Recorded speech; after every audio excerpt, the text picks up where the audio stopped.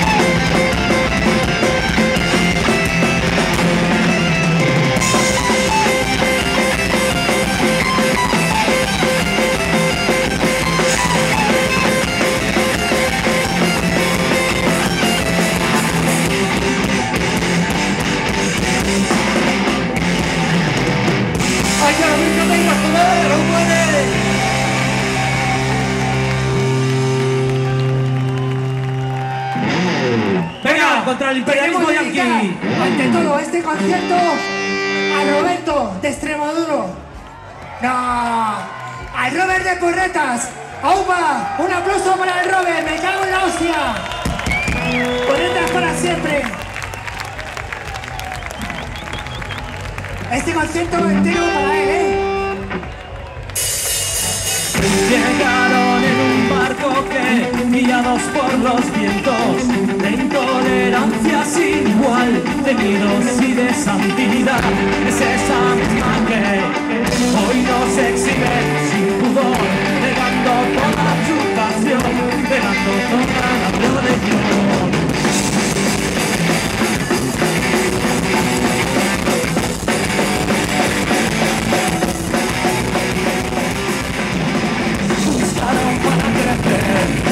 Esclavos de otros pueblos, alimentando la ficción, democracia, concreto, nazismo y exclusión, patrioterismo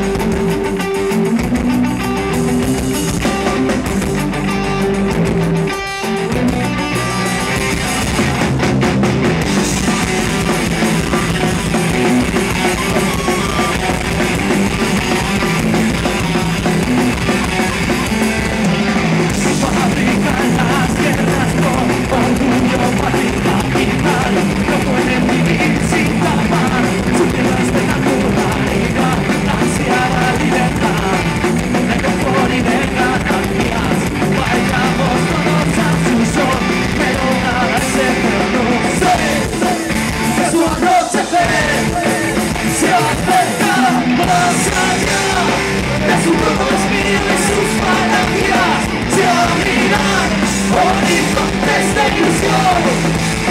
Llegará tiempos en que su ignorancia